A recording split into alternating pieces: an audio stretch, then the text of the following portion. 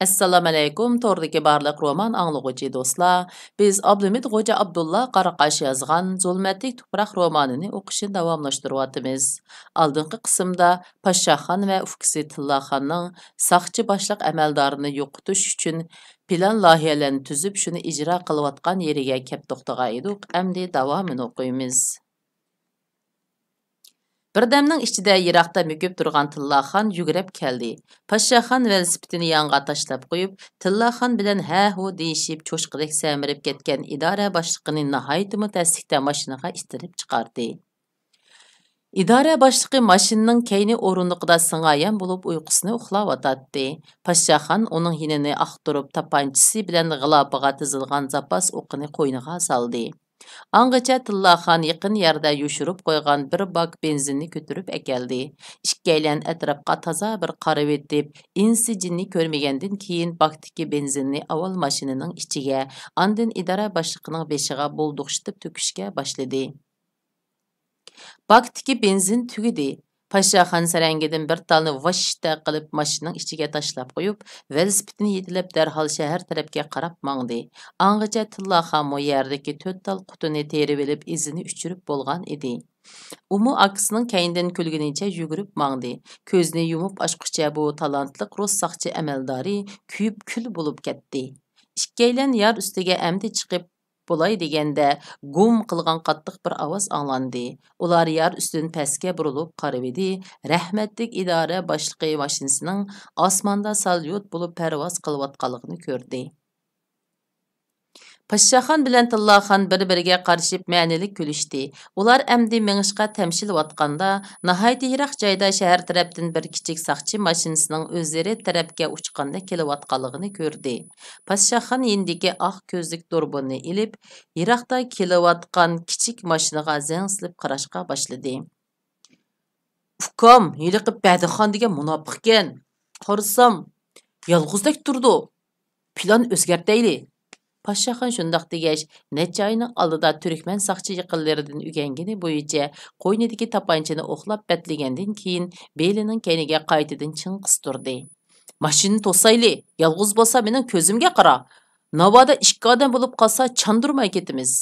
Mashina yiqilib keldi. Tillaxon plan bo'yicha qo'lini chiqarib mashinani to'sdi. Tez suratdagi mashina tuyuqsiz to'xtag'achqa to'pachang yo'lni bir oldi. "Nima gap?" deb to'lidi Bakribadi chiroyini purishtirib nihoyat mug'ambarlik bilan. Pashshaxon mashinaning yoniga yugurib kelib, mashinaning yon aynagidan ichiga sap soldi. Bakribadi yolg'iz edi. "Soqchi aka, darhol mashinadan tushing, pastda chatoq chiqdi", dedi Pashshaxon jiddiylashgan bo'lib chiroyini bir qisma qilib. "Nim chatoq chiqdi?" dedi Bakribadi mashinadan tushmay hakkavurlik bilan ularga sapsilib qarab. "Avval tushib qarab beqing. Mushundaqla mangsangiz ular sizning mashinangizni kuydirib yetadi." "Nima?"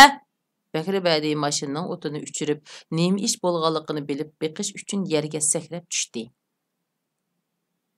"Beshingizni past qiling, yorliqning ostidagi ovi joyga qarab beqing. Hammani bilasiz", dedi Pashshaxon xuddi o'qdan ehtiyot qilgandek beshini yerga egib. Bakribadi zodi nima ish bo'lganligini bilolmay, yandagi Tillaxonga qarab edi. Umu Pashshaxonni do'rab zo'ng bo'lib o'ltirib, beshini lingshitishga boshladi. Shuning bilan Bakribadimi engishishga majbur bo'lib, yenidagi qurolni batlab tayyor qildi. "Yuring aka, ovu yerdan hammani ko'ralaysiz. Beshingizni past qiling." Pashshaxon shundoq degunicha yerda ilmaklagandek yerning levi tarafga qarab yo'l boshlab mangdi. Tillaxonmi uni do'rab yerda o'mlab mangdi. Bakribadi beshini past qilib yerim engishgan holda ularning kaynidan agashdi. Bakribadi yerning leviga kelib o'zidan yiroq ham cho'nqur pastdagi mashinaning yalqunjab kuyayotganligini ko'rdi. "Opla, bu nima ish hamdi? Idora boshlig'ini ko'rdingmi?" Bakribadi g'alg'al titrab ballardan so'radi. "Uni bir qancha aydan tutib olgandek qildi. Ana o yerda." Pashshaxon pastdagi ko'rish tas bo'lgan bir chatqanliq yerni ko'rsatdi. Bakribadi Pashshaxon ko'rsatgan yerni ko'rish uchun yarning leviga texmo yiqilishi kerak edi. U sal oldiga surilib pastdagi chatqanliqqa zang silib qarashga boshladi. "U yerda odam bordek emas-ku. Ana obdan qarang. Oldingizga sal surilib aka. Andin ko'ralaysiz." Бәхри бәди yana aldığa sürülüp, zoң o'ltirib qo'lini peshonasiga akilib, chatqanliqqa sinchilab qarashqa boshladi. Podshohxon fursatni g'animat bilib, Tillaxonga qarab shundoq ishorat qilib edi. Bәхри badining keyinda tayyor bo'lib turgan Tillaxon uni kuchmayla egiz yorliqdan xonga dumiltib. Бәкір бәди bu egiz yorliqdan pastga vaqirg'incha qo'mchoqdek tushib ketdi. Podshohxon yorning tuviga sinchilab qarab, pastki jigdilikda uning o'lik chashqandek yotganligini ko'rdi. Aniqki, u buncha egizlikdan hargizmi saq tusholmaydi. Tillaxon qo'lini qiqib akasiga qarab po'chilik qildi. Podshohxon ukasining bu qiliqidan kulib ketdi. Ular Bәхри bәdi degan munofiq ablahning tasodifiy tirik qilib ishni buzib qo'ymasligidan shundoqla uning qo'lidagi tapanchani o'lja ilib o'ylab, quyundek pastga yugurib tushib ketdi. Әл xoini Бәхри badining og'zidan qon aralash mag'zab chiqyotdi. U ko'zini ichib past ovozda bir nimalarni deydi. Uningga yurak bo'ladigan amroq tapanchasi bo'lsa, uning necha metr nerisida to'piga milinib turadi. Ko'nilarning askiga o'lim yo'q deb aytgandek yerning tuvi yumshoq topa bo'lg'achqimi, bu ablah texcha nafasini qilmagan edi. Podshohxon uning tirikligini ko'rib, belidagi tapanchani ilib uni ustib qo'ymoqchi bo'ldi, lekin Tillaxon buni ko'rib uni to'sdi. "Oka, bu munofiqqa o'q bekor qilmayli, chorasini men qilay." Tillaxon yonchuqini aqtirib, do'kondan setib olgan ishchi texi ishlatmagan plastir xaltidan 3-4 dalni qo'liga ilib, 4 xaltini biraqla yerda ko'zni poltaytib yotgan Bәхри badining beshiga kiygizib, bo'yni tarafdan cho'rgiltib him chigibetdi. Bәхри badi oldingi hafta texi siyosiy jinoyatchilarni qiynab iqror qildirishda xizmat ko'rsatgan Turkmaniston tavalligidagi 1-daraja qahramon soqchi bo'lib mukofotlanib, rus amaldorining qattiq maqtashiga erishgan edi. Uning shu chog'dagi mag'rur gavdisi mana endi o'tqa tushgan qildak to'lqinishga boshladi. Birdamdan keyin u put etishdan to'xtab shuk bo'lib qoldi. Podshohxon uning qo'l beg'ishidan tumburini tutib beqib, Tillaxonga qarab beshini dingshitdi. U allaqachon beshiga yo'galgan plastir xaltidan tunjuqib o'lgan edi. Tillaxon uning beshidagi qon yo'qi xaltining hammini ilib mijiqlab bir qo'liga tutib olgandan keyin yerdagi tapanchani ilib akasiga asta sundi. Amaliyotda Tillaxonning tapanchani o'zining qilib olg'usi bor edi. Podshohxon ukasining o'ziga hurmat yuzidan tapanchani sunayotganligini bilib, tapanchani ukasiga qaytirib berdi. Tillaxonning og'zi qulog'iga yetdi. Ular yiroq joyda bir kimlarning bu yoqqa kelayotganligini ko'rib, darhol bu yerdan g'oyib bo'ldi. Şəhərlik saqçı idarəsinin başlığı və siyasi komissarı Bәхри badining echinishlik o'limi butkul Turkmanistonni zilzilaga silib. Chunki bu Sovet ittifoqining atalmış azod qilingan rayonlarida yuz bergan, shundaqla bu rayonlarning hokimiyat qatlamidagi yuqori darajalik amaldorlarning tunji qitimli qasdlab o'ltirish voqeasi edi. Uning ustiga Ostona shahri bu Turkmanistonning iqtisodiy markaziy shahri hisoblanadi. Erkinlik, hürlük üçün vətən müstəqillik üçün az sandakı uyg'ongan Türkmen erkəkləri hər qaysı joylarda Ruslarning zulmiga, tengsizligiga qarshi harakatlarini davomlashtirmoqda edi. Ruslar qo'lida tumirning sunuqi bo'lmagan bu millatni dahshatli holda bostiratdi. Ularning erkinlik uchun qilgan harakatlarini vahshiylarcha tinchitdi. Ruslar bu zaminda hech qanday tap taqmasdan bir gunohkorning beshini kesish uchun ming gunohsizning beshi kesilsin mayli degan shuarni o'ttirga qo'yib, buni qonunlashtirib olgan edi. Bir qatim Turkmanistonning ma'lum bir viloyatida 30 necha yigit o'qimishliq bir diniy zotning yetakchiligida Ruslarning hokimiyatiga qarshi inqilob qo'zg'adi. Shu joydagi rus askarlarining qurolini tortib olib, ularning hayvisini yerga urdi. Ruslar buni besiqtirish uchun o'zining sarxil ilg'or harbiy qismlarini ishga solib, inqilobchilar bilan tog'da 3 kecha kunduz jang qilib, bu ishni aram besiqtirgan edi. Bu ishdan xabar topgan qo'shni viloyatdagi Burxonbek ismli bir turkman Kattabay o'zining davlat ichidagi savdo yo'lini ravonlashtirishni ko'zda tutib, rus askarlaridan hal so'rab nurg'un kala qo'ylarni so'yib, ularga sovg'a qilgan edi. Rus taratqullari buni butun Turkmanistonga jar silib, tashviqot qilib, xalqning qallasini qaymoqtirib etdi. Rus yuqori qatlamidagi kishilar bu mashhur kishini qabul qilib, uning bilan ko'rishdi. Shunda qilib bu Kattabayning yo'li ochilib, boyligi bargan sari avib Turkmanistondagi tangdoshsiz bir boyga aylanib ketdi. Butun gazetda shuning gapidan bo'lak gap bo'lmadi. Bir kuni Tillaxon sirtdan bir parcha gazetni ko'tarib kirib, akasi Podshohxonning oldiga tashlab qo'yib, qopqin turib o'ltirdi. Yana nimish bo'pti? Dedi Poshshaxon gazetni qo'liga ilib qarag'ach. Burxon degan bu munofiq terisiga patmay qapti. Gazetda shunda boshqa gap yo'q, dedi Tillaxon achchiq bilan yerga birni tükürib. Qandaq? Mushtin qitishyaptamdi? Dedi Poshshaxon fuqisiga ma'nili qarab turib. Tillaxonning chiroyiga darrov kulka yugurdi. U aksiga qarab kulib aytdi. Joylamdiq? Poshshaxon o'rnidan turib derazaning oldiga bordi. Birdam sukutda turgandan keyin ufqisiga burilib qarab beshini langshitdi. Ati-atigan yo'lga chiqayli. Tillaxon bu gapni anglab xo'shliqida o'ng mushtini sol olqiniga vaqtda urg'unicha "Yashab ket, aka!" deb to'g'ilvatdi. Әтсә әттегәндә улар баллардан берне өйгә муқим каргылык куйып, калган төтене җанбазлык сарайга юлга силеп әткәндән кин сәфәр лазимәтлекләрен көтүршеп узун юллык бекәткә карап миңишти. Автобус уда 4 көн юл йөреп, һавасы сап, эрихләрдә сулары үзелмәй иқып тордыган гүзәл бер йортка yetib keldi. Ular Avat şəhər içindəki bir hacının şəxsi mehmanxanasına düşüb, şu yerdə bir həftə turub qaldı. Bu bir həftə içində ular Burhanbək degan bu katta bayının qorusu yanında çörgülüb yürüb, onun əhvalını igəllədi. Burhanbək atisi əslində Rusiya bilan Türkmenistan o'tirsa eqib yurib savdo qilgan Rusparas kishi bo'lib, Burhanbək uning to'qal xotinidan bo'lgan bala edi. U boshlang'ich va to'liqsizni Rossiyada o'qib, ruslarning orasida cho'ng bo'lg'achqa, ruslarning tili va madaniyatiga puxta edi. U o'zdagi bu ortiqchiliklardan foydalanib savdo sohasiga qadam qo'ygandan keyin orqa-orqadan muvaffaqiyatga erishib, necha yil ichida ko'zga ko'ringan cho'ng boyga aylanib qolgan edi. U ishni dastlabda tera savdosini boshlagan bo'lsa, hozirga kelganda har xil kon rodilari savdosini qilyotdi. Özünün şəxsi 5-6 çoğun kini bar idi. O ətidin keçkiçə Ruslarının yalıqını yalab, ticarət qılğaşqa, yurt məhəldikilər onu anca yaxşı görməydi. Onun katta qorusundan daim Rus əməldarlarının ayığı üzülməydi. Cümə günü ətdigəndə quyaş texi upuqdan götürülməzdə, bir cüb yaş at qıtılğan bir məbini heydəb, Burhanbəknin dərvazısı aldıda toxtidi. Türkmen yigit məbini darvoza oldidagi bir tövrikə bağlab qo'yib, darvozani kuch bilan qaqdi. Hayvatlik yo'g'on darvozaning ko'rkam yuziga chaplang'iniga 3 kun bo'lgan Vladimirning tutish buyrug'i mushu peti turatdi. Darvoza ochildi. Uy xizmatchisi ularni orqa hovlidagi hashamatlik mehmonxonaga boshlab qo'yib, Burhanbekni uyg'otqili chiqib ketdi. "Begim, bir rus amaldor o'zlarini izlab kelibdi. Arqa hovlida saqlab qoldi", dedi yashangan uy xizmatchisi Burhanbekning hujrasining oldida beshni tuvan qilib.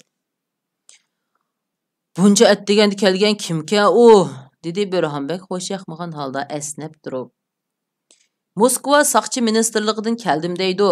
Muhim ish bor ekan." Nima? Moskvadan keldim? Tez bo'l, kiyimlarim tayyorla." Burhanbek o'rnidan oldirab qopib, mehmonlik kiyimini kiyishga boshladi. "Nimishqa tezroq demaysan? Hey seni, Moskva deganda bilamsan zodi." Burhanbek kiyimlarini kiyib bo'lib mehmonxonaga uchqandek yugurdi. U mehmonxonaga kirganda Kristoda qaltis pozor bir rus yigit yenidagi turkman yigit bilan paranglashib o'ltiratdi. Hey, yurtdishim kapta emasmi? Xabar topgan bo'lsam oldingizga o'zim olg'il chiqatdim emasmi?" dedi 50 yoshlardagi xomsimiz Burhanbek o'lchamlik rus tilida Moskva saqchi ministerligidan kelgan mehmonga xushomat qilib, uningga qo'lini sunib. Mehmon takabburlik bilan Burhanbekka qo'lini uzatmay udulla gap qildi. "Burhanbek degan sizmi?" dedi ko'zoynak taqib olgan yosh rus amaldor Burhanbekni ko'zga ilmagandek qilib. "Ha, men boshliq, men shu", dedi Burhanbek uning talaffuzidan uning cho'ng bir amaldor ishkanligiga gumon qilib. "Xizmatchilaringizga aytding, yarim soatgacha bu yerga yo'limisin. O'ylimizga insijin kirmisin. Darvozani taqang, sizga yetkazgan jiddiy ish bor." Ma'qul boshliq, dedi Burhanbek peshonasiga terini surtib turib. "Hoy Ahmadxon, darvozani taqang, hech kimni kirgizmang. Bu uyga hech qaysinglar kirmanglar." Xizmatchi uydan chiqib ketib darvoza tarafga ketdi. Rus amaldori yendagi turkman bolaga ishorat qildi. Turkman bola berib tamtirab qolgan Burhanbekni amaldorning oldidagi sofaga taklif qilib uni o'ltirg'izgandan keyin berib derazaning pardalarini bir yonga surib, gunga mehmonxonani oftobda yo'ritdi. Atdiganki quyosh nuri derazalardan teshib o'tib, mehmonxonadagi eron gilamlarida julalanmoqda edi. Rus əməldar көз əynəkini elib etib, qo'ldagi turkmancha ham ruscha gazetdan ikki parchani Burxonbekning oldiga tashladi. Burxonbek o'zining rus tiliga puxta ekanligini ko'rsatib qo'yish uchun ruscha gazetni qo'liga oldi. "Qani, gazetning bosh betiga qarang, nimalar yozilibdi?" dedi rus əməldar Burxonbekka buyruq qilib. "Ko'rdim boshliq, Vladimirning tutish buyrug'i ekan", dedi Burxonbek gazetdan ko'zini uzmay. "Siz Vladimirni qanday qaraysiz?" dedi əməldar Burxonbekdan ko'zini uzmay. "Hey, u ablaqning ishini burundan anglaganman", dedi Burxonbek qo'ldagi gazetni oldidagi qan kezaklar tizilgan ustalga tashlab qo'yib rus əməldariga xushamat qilgan holda. "Tutish buyrug'ini texi qaysi kuni uyimning darvozasiga chaplab qo'yibdi-ekan. Har qaysinglarga moslashish uchun uni elib etmadim. Uchirtib qolsam u davlat xoinini sizlarga shaksiz tutib beraman boshliq."